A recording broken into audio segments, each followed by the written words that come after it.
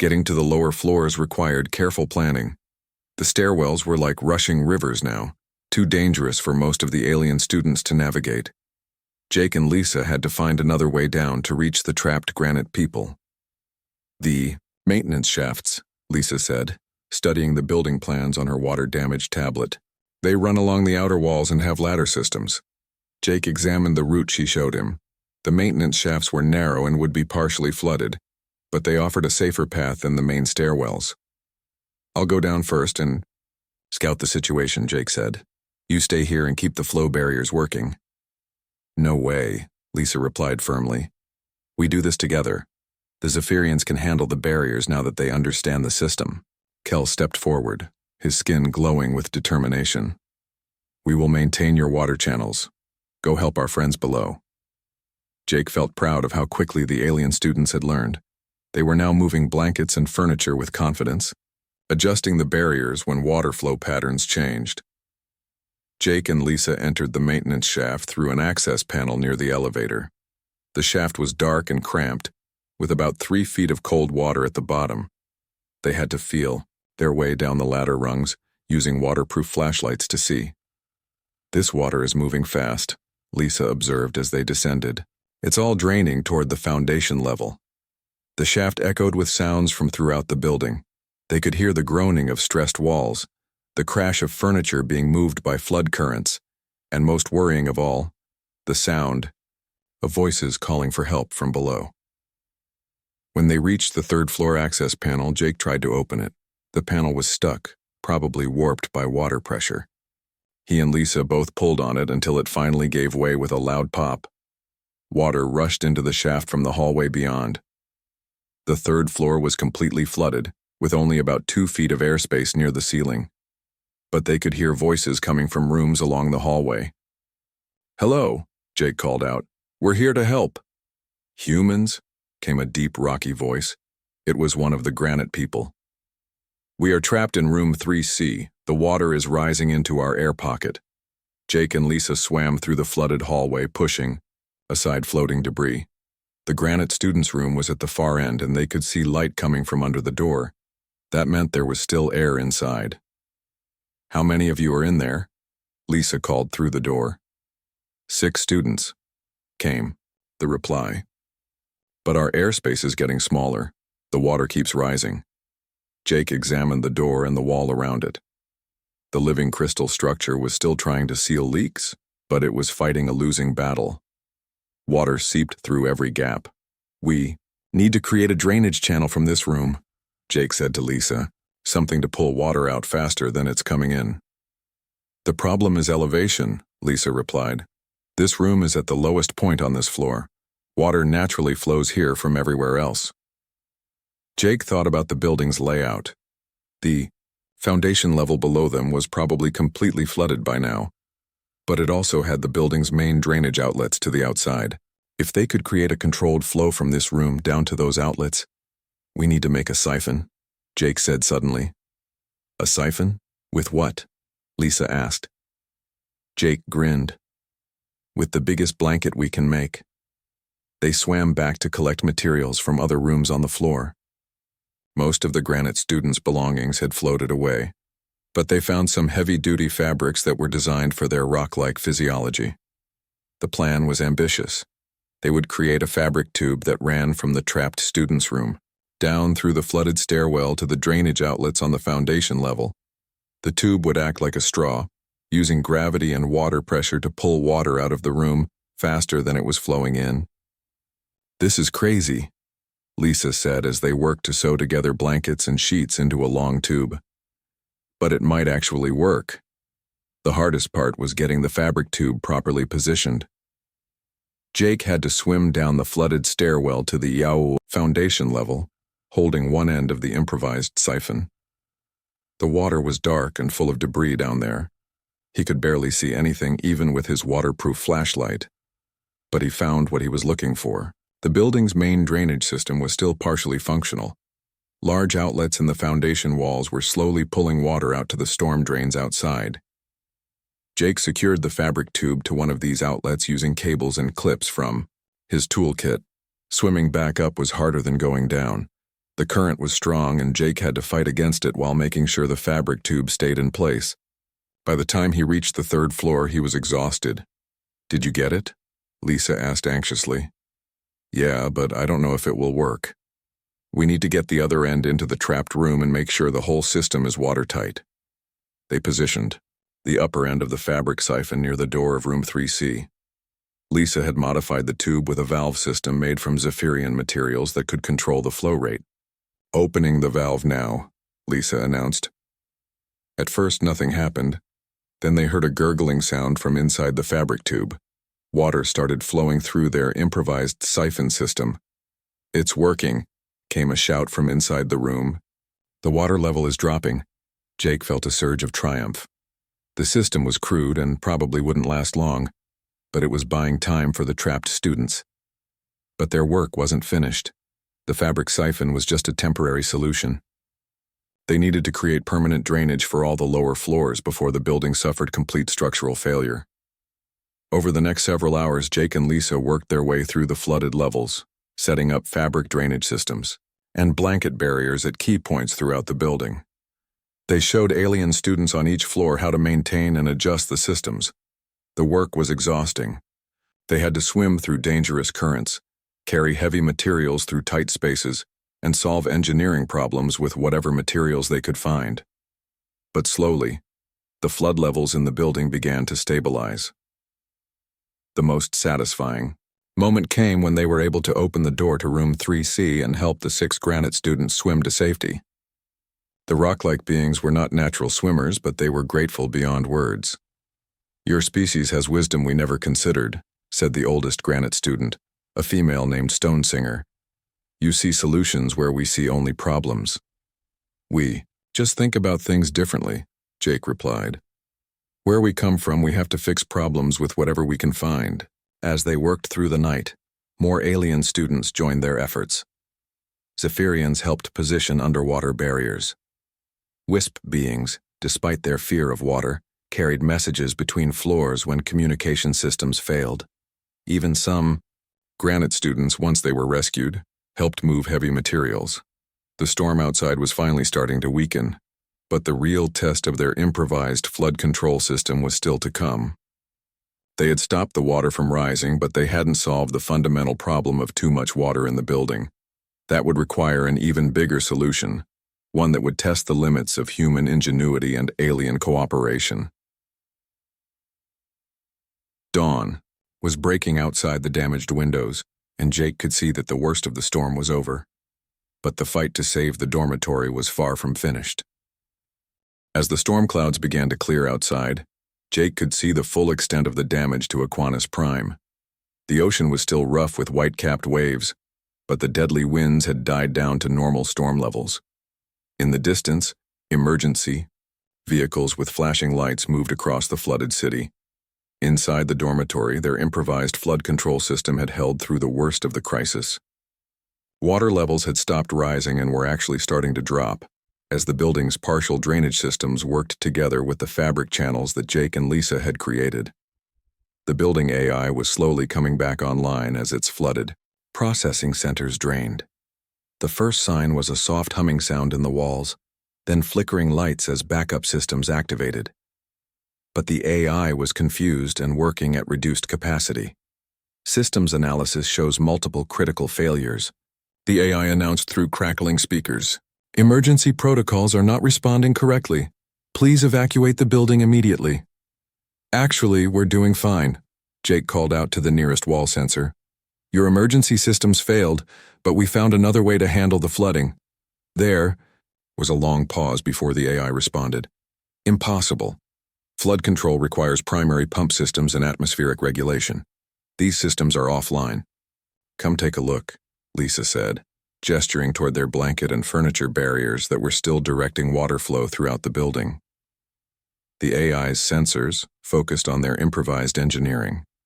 Jake could almost feel the artificial mind trying to understand what it was seeing.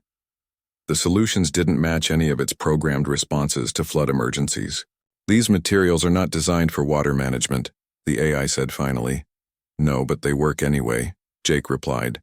"Sometimes the best solution isn't the one in the manual." As the morning progressed, the first rescue teams arrived at the dormitory. They came expecting to find a disaster scene with trapped and injured students. Instead, they found organized groups of alien students working together to maintain a functioning flood control system made entirely of household materials. The rescue team leader was a Zephyrian official named Deep Current. His clear skin flickered with confusion as he examined Jake's fabric drainage systems. "Who designed these improvised channels?" he asked. "The humans did," Kel said proudly. "Jake and Lisa saved us all." Deep Current looked at Jake with new interest. "You have formal training in emergency water management?" "No," Jake said. "I just grew up in a place where floods happen a lot. My grandfather taught me how water behaves when it's trying to go somewhere." "And you?" Deep Current asked Lisa. "I'm a materials engineer," Lisa replied. "But most of what we did here was just basic physics and common sense." Deep Current made notes on his official tablet. "The Zephyrian Academy Emergency Response Council will want to study these techniques. We have never seen flood control methods like this." Over the next few hours, more officials arrived to examine the scene. Engineers, scientists, and emergency management specialists from multiple species came to understand how two humans had solved a crisis that had overwhelmed advanced technology. The most impressive moment came when they tested Jake's main drainage system. By opening and closing fabric valves at different points throughout the building, they could control exactly where water flowed and how fast it moved.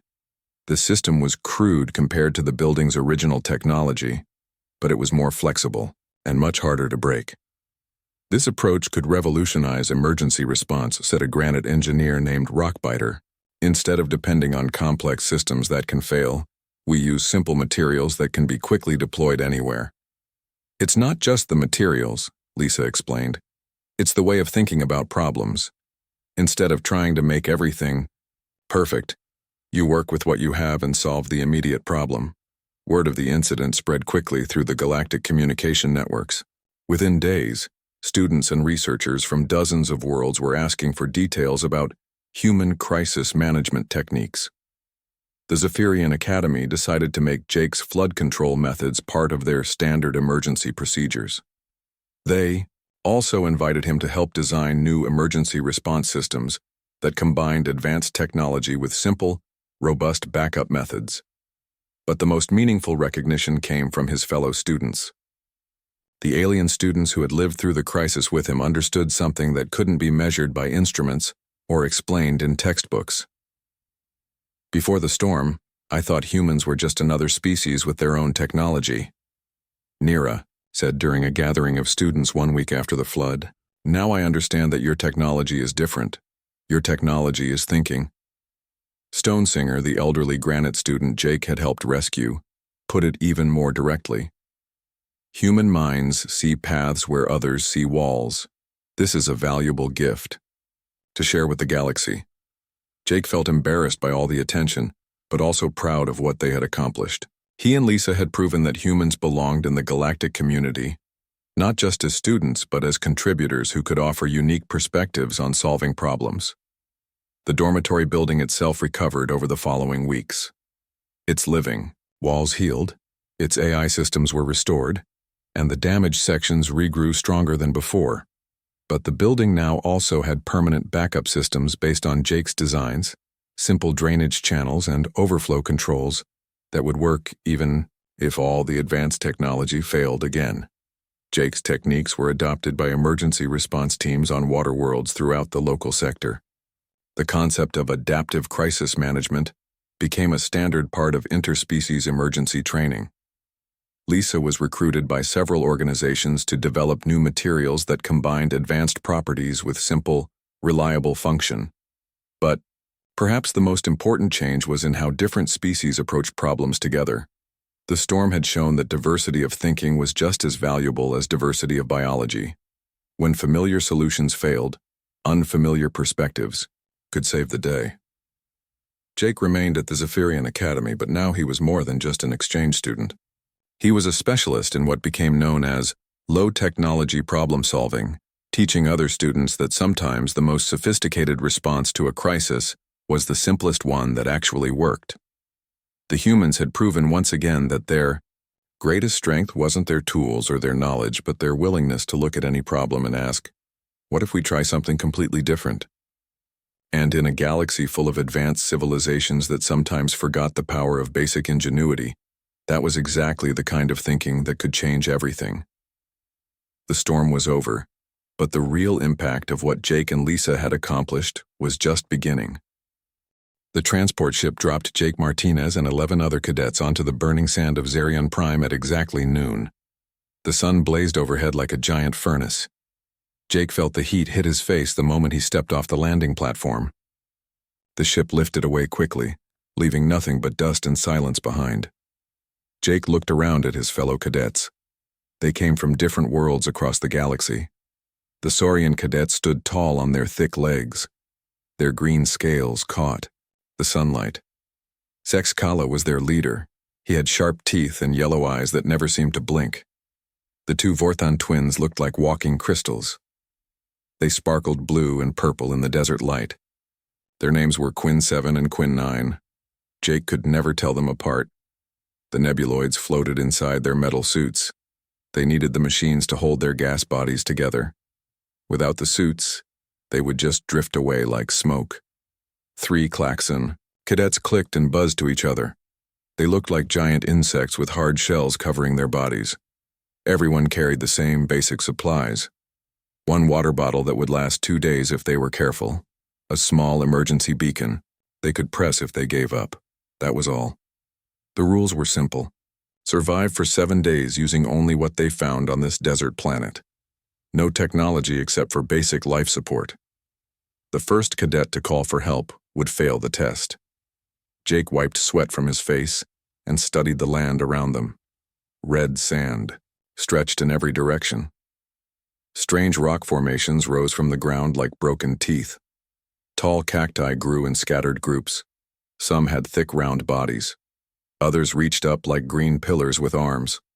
He had seen plants like these before during camping trips with his grandfather in Arizona. The other cadets complained about the heat right away. The Saurians moved toward a small patch of shade near some rocks. The Vorthons covered their crystal skin with their hands. The sunlight hurt their eyes. The nebuloids cranked up their cooling systems. Jake heard the machines humming louder. Zex Kala spoke first. His voice was deep and rough. This place will kill us all. My people come from jungle worlds with rivers and trees. How can anyone live in this wasteland? Quinn 7 made a sound like wind chimes. The light burns our skin. We need darkness and cool caves. This trial is unfair to crystal beings. One of the klaxons rubbed her shell with her front legs. My armor protects me from heat, but this sun is too strong. Even our home deserts are not this bad. Jake said nothing. He walked away from the group and started looking at the ground. He found animal tracks in the sand. Small paw prints led toward a cluster of barrel cacti. Tiny holes showed where insects lived underground. He saw white bones scattered near a dead tree. The bones were old and clean. While the others argued about the unfair test, Jake began collecting things. He picked up several flat stones. He found a long, straight stick from the dead tree. He gathered some of the white bones. The other cadets watched him with confusion. "What are you doing, human?" Zex Kala asked. "Those are just rocks and bones. They cannot help us survive." Jake looked up at the Saurian. "Everything here can help if you know how to use it." A nebuloid spoke through his suit's voice box. "Your species still uses primitive tools. We evolved past such crude methods long ago. Our technology is superior." "Technology that we cannot use here," Jake replied. He kept gathering materials. The sun climbed higher. The temperature rose past anything Jake had felt before. His clothes stuck to his skin with sweat. The other cadets suffered worse. The Saurians panted like dogs. The Vorthons looked dim and sick. 2 klaxons crawled under, a large rock for shade. Jake found what he was looking for. A group of barrel cacti grew near some larger rocks. He used one of the flat stones to dig a shallow hole in the sand between the rocks and cacti. He arranged the bones and sticks in a pattern around the hole. The human has gone crazy, one Vorthan whispered to the other. The heat has damaged his brain. Jake ignored them. He remembered what his grandfather taught him about desert survival. Find shade first, water second, shelter third, food last. He started breaking off pieces of dead cactus with his bare hands. The pieces were tough, but dried out. He could use them later. As the day went on, 3 cadets gave up. They pressed their emergency beacons and waited for rescue ships. The heat was too much for them. A nebuloid was first. His cooling system could not handle the extreme temperature. 2 klaxons followed. Their shells cracked in the dry air. The remaining cadets huddled in whatever shade they could find. They sipped their water slowly, trying to make it last. Jake worked through the afternoon. He used the flat stones to build walls around his shallow hole. He stuck the bones into the sand like fence posts. Then he began weaving the dried cactus, pieces between the bones. By sunset, Jake had built a small shelter. It was not pretty, but it would work. The walls blocked the wind. The roof would keep out the cold night air. He had used only things he found on the ground. The temperature dropped fast after dark. The desert became freezing cold. Jake crawled into his shelter and felt warm air trapped inside. The other cadets shivered in the open. They had not thought about the cold nights. 2 more emergency beacons blinked to life before morning. They saw cold was too much. Jake slept better than he had in weeks. His simple shelter worked perfectly. When the sun rose on day 2, 7 cadets remained. They looked at Jake's shelter with new respect. The human had survived the first day and night while others failed. He had built something useful from trash and bones. Jake crawled out of his shelter and stretched. He felt good. Tired, but good. He looked at the remaining cadets and smiled. Day 1 is done, 6 more to go. The test was just beginning. Jake woke up before dawn on the second day. His shelter had kept him warm all night while the other cadets shivered in the cold desert air. He could hear them moving around outside, trying to get their blood flowing again.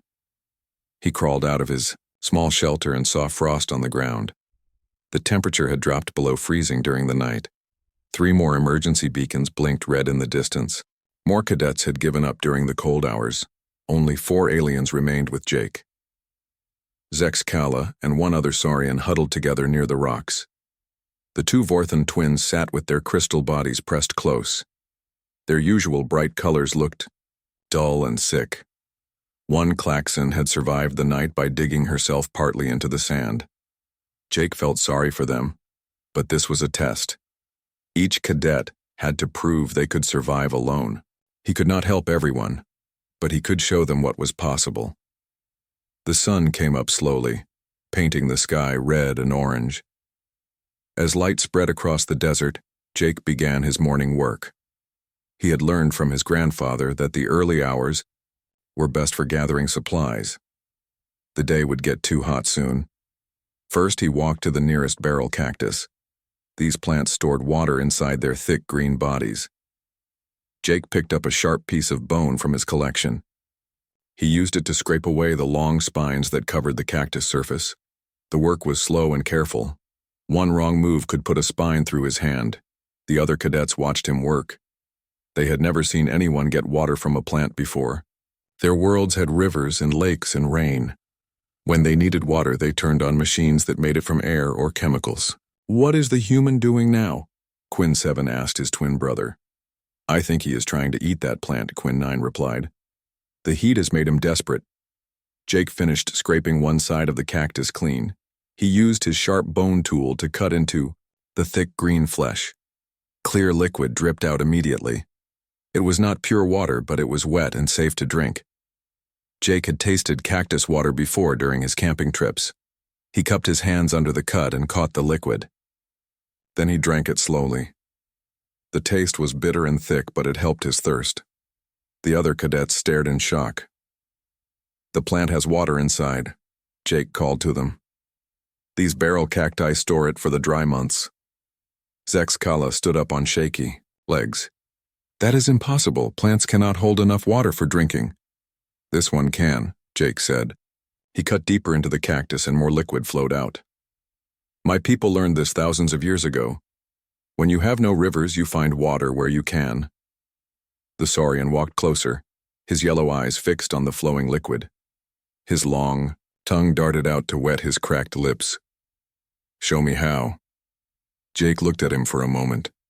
The rules said each cadet must survive alone, but they did not say he could not share knowledge. Find a sharp tool first. You need to scrape away the spines, without cutting yourself. While Zexkala searched for a sharp rock or bone, Jake continued his work. He found a prickly pear cactus with flat green pads covered in smaller spines. These pads held water too, and some had red fruits growing on them. The fruits were food and drink together. Jake used his bone tool to carefully remove the tiny spines from one fruit. They were almost invisible but would hurt badly if they got in his mouth. His grandfather had taught him to roll the fruits in sand first. The sand pulled off most of the small spines. He bit into the cleaned fruit. Sweet juice filled his mouth. The taste was like a mix of watermelon and berries. Seeds crunched between his teeth, but they were safe to eat. One fruit was not much food, but the desert had many prickly pear cacti growing everywhere. Vera Kowalski watched Jake eat the cactus fruit. She was the only half-human cadet in the group. Her mother was human, but her father was Saurian. This made her stronger than pure humans, but not as tough as pure Saurians. She got the worst of both worlds for desert survival. Jake, she called, to him. Her voice was weak from thirst.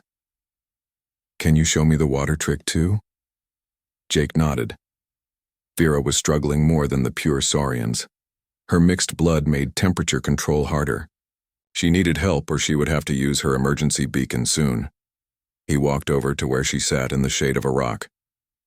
The barrel cacti work best for water. The prickly pears give you food and some liquid, but you have to clean off all the spines first. Jake demonstrated the technique on a small barrel cactus near Vera. He showed her how to scrape with the bone tool at an angle that would not break the point. He explained how to tell when the cactus was ready to cut. The flesh should be firm but give slightly when pressed. Cut shallow first, he told her. Let the water drip into your hands. If you cut too deep, you waste the liquid in the sand. Vera tried the technique with a piece of sharp rock she found. Her first cuts were clumsy, but she managed to get some water.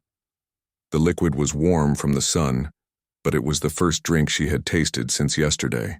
It works, she whispered. The plant really does have water inside. By noon, the heat became dangerous again. Jake retreated to his shelter, which stayed cool inside. The bone and cactus walls blocked the sun while letting air flow through small gaps. He had improved the design during the morning, adding more dried cactus pieces to make the walls thicker. The other cadets suffered in whatever shade they could find. 2 more emergency beacons activated during the hottest part of the day. A Vorthan twin gave up first. The sunlight was destroying his crystal skin. Then the surviving Klaxon pressed her beacon. The heat was cooking her inside her hard shell. Only Jake, Vera, and Zexkala remained as the sun began to set. 3 out of 12 original cadets. The desert had beaten 9 strong warriors from advanced alien civilizations. Jake spent the evening improving his camp. He dug a deeper pit near his shelter and lined it with flat stones. This would be his fire pit for cooking and warmth. He gathered dry cactus pieces and dead wood for fuel. He found more bones to use as tools. Most important, he started working on a water storage system. He used his bone knife to hollow out sections of dead cactus trunk. These natural containers could hold water for several days. He sealed the cracks with sticky sap from another type of desert plant. Vera watched everything Jake did. She tried to copy his techniques with her own materials. Her shelter was not as good as Jake's, but it was better than sleeping in the open. She learned to find and clean the cactus fruits. Her water cutting improved with practice. Zexkala worked alone. His pride would not let him ask for more help after the water lesson, but Jake saw him watching from a distance. The Saurian was learning by observation. As night fell, Jake started a small fire in his stone pit. He used a technique his grandfather taught him, spinning a dry stick against a piece of wood until friction made sparks. The sparks caught the dried cactus fiber he had prepared as tinder. The fire gave light and warmth. More importantly, it showed The other cadets that humans could make tools and fire from nothing. No machines or advanced technology needed, just knowledge and hard work. Jake cooked some cactus fruits in the fire. The heat made them softer and easier to digest. He also roasted some seeds he had collected from various desert plants. Not all of them tasted good, but they gave his body energy. Day 2 complete, he said to himself as he settled down to sleep. The fire burned low but steady. His shelter was warm and dry. His water containers were full. Tomorrow would bring new challenges, but he was ready. 3 cadets remained. The real test was just beginning. Jake woke on day 4 to find himself alone with only 2 other cadets. During the night, another emergency beacon had blinked to life. The remaining Vorthan twin had finally given up. The desert cold and heat cycles were too much for his crystal body to handle. Only Vera and Zexkala remained with Jake, 3 cadets out of the original 12. The desert had claimed 9 warriors from across the galaxy, but the human was still building and improving his camp. Jake's shelter had grown into something that looked almost permanent. He had woven more dried cactus fiber between the bone posts, making the walls thick and strong. The roof now had 2 layers with an air gap between them. This kept the inside cool during the day and warm at night. His water storage system impressed even himself. He had hollowed out 6 large cactus segments and sealed them with plant sap. Each container held enough water for 2 days. He had also built a collection system using flat stones and cactus pieces that caught the small amount of dew that formed each morning. But the biggest change was his tool collection. Jake had spent hours shaping bones into different tools. He had needles for sewing, knives for cutting, scrapers for cleaning cactus spines, and even a crude hammer made from a heavy bone tied to a stick handle. His latest project was a spear. He had found a straight branch from a dead desert tree and sharpened one end with his bone knife. Then he hardened the point in his fire until it was almost as hard as metal. The spear would protect him from the desert's night hunters. Vera watched Jake work with growing respect. Her own survival efforts had improved, but nothing like what the human had accomplished. She had managed to build a simple lean-to shelter and find enough water each day. Her mixed heritage made the work harder, but she was learning fast. "How do you know all this?" she asked Jake as he wove new cordage from cactus fibers. "Your people still remember these old ways?" Jake continued, his weaving without looking up. "Some of us do. My grandfather taught me when I was young. He said technology could fail, but knowledge never would." "My people forgot these skills long ago," Vera said. "We have machines to do everything. I never thought I would need to know how to make fire or find water in plants." Zexkala had been watching them from his position near the rocks. The proud Saurian had built nothing except a small windbreak from stones. He was surviving on his natural toughness and the water techniques Jake had shown him, but just barely. "The human makes it look easy," Zexkala said, his voice rough from thirst. "But these are not warrior skills. A true soldier fights with weapons and strategy, not by playing with plants and bones." Jake looked at the Saurian with calm eyes. "Survival is the first skill of any warrior. You cannot fight if you are dead from thirst or cold." "My ancestors conquered 12 star systems," Zexkala replied. "They did not need to dig in dirt like animals." "And where are those ancestors now?" Jake asked. "Here in this desert. There. Weapons and ships cannot help you. Only basic skills matter." That afternoon, Jake demonstrated advanced water procurement. He had noticed that certain types of cactus roots grew close to the surface. By digging carefully with his bone tools, he could reach these roots and squeeze water from them. The root water was cleaner than the liquid from cactus bodies and had less bitter taste. He also showed Vera how to identify which desert plants were safe to eat. Some cacti produced fruits that were poisonous. Others had edible flowers or seeds. The key was knowing the difference between helpful plants and dangerous ones. "The red fruits on barrel cacti are usually safe," Jake explained as they gathered food together. "But avoid anything with white sap. White sap often means poison in desert plants." Vera tried every technique Jake taught her. Her survival skills improved each day. She learned to weave simple cordage and build better shelters. Most importantly, She learned to see the desert as a source of materials instead of empty wasteland. "You think differently than other humans I have met," she told Jake as they worked. "Most people from your world rely on technology as much as we do." "Maybe," Jake replied, "but some of us remember that technology is just tools, and if you lose your tools, you need to know how to make new ones." As evening approached, Jake started working on his most ambitious project yet. He had noticed animal tracks around his camp, including some from predators that hunted at night. His spear was good protection, but he wanted an early warning system too. He began building what his grandfather had called desert chimes. Using thin bones and pieces of metal from crashed equipment he had found, Jake created a series of balanced objects hung from bone posts around his camp. Any animal walking through the area would disturb the chimes and wake him up. The system was simple, but effective. The chimes hung at different heights to catch animals of various sizes. The sounds they made were different too, so Jake could tell what size creature was approaching just by listening. Vera helped him build the warning system. She was getting good at tying knots and balancing objects. "This is like the security sensors on our ships," she said. "But it works without power or computers." "Sometimes the old ways work better than new ones," Jake replied. "These chimes will work forever if you take care of them. Electronic sensors break down." Zexkala watched their work from a distance. The Saurian's pride still kept him from asking for help, but his situation was getting worse each day.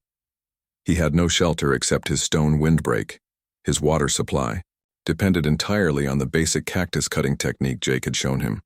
He had no fire, no tools, no food storage. That night, the chimes proved their worth. Jake woke to the sound of light metallic tinking from the north side of his camp. Something small was moving through his warning perimeter. He gripped his spear and listened carefully. The sounds moved closer to his shelter. Jake could hear soft footsteps on sand and the occasional scrape of claws on stone. A desert predator was investigating his camp, probably drawn by the smell of stored food and water. Jake slowly pushed aside the flap covering his shelter entrance. In the moonlight, he could see a creature about the size of a large dog. It had long legs, a thin body, and glowing green eyes. The animal was sniffing around his water storage containers. Jake made a sharp noise with his voice. The creature looked up, startled. Its eyes reflected the moonlight like mirrors. For a moment, predator and human stared at each other. Then Jake stood up with his spear ready. The creature decided Jake was too big and dangerous to fight. It turned and ran back into the desert, its claws clicking on the rocks as it disappeared into the darkness. Jake listened to his chimes settle back into silence. The warning system had worked perfectly. He would have time to prepare for any predator that approached his camp. In the morning, he found tracks all around his shelter. Multiple animals had investigated during the night, but the chimes had alerted him each time. Vera's simpler shelter showed signs of animal visits too, but nothing had tried to attack her. Zexkala's area told a different story. Deep claw marks in the sand showed where a large predator had circled his stone windbreak. Only the Saurian's natural armor and fighting skills had kept him alive. "The desert hunts us at night," Zexkala admitted as he examined the claw marks. "Your warning system saved you from this danger." Jake nodded. "Day 4 is finished, 3 more days to go. The hardest part is still ahead." But as he looked at his improved camp and growing collection of tools, Jake felt confident. The desert was dangerous, but it was also full of everything needed for survival. You just had to know where to look and how to use what you found. The human was not just surviving anymore, he was thriving.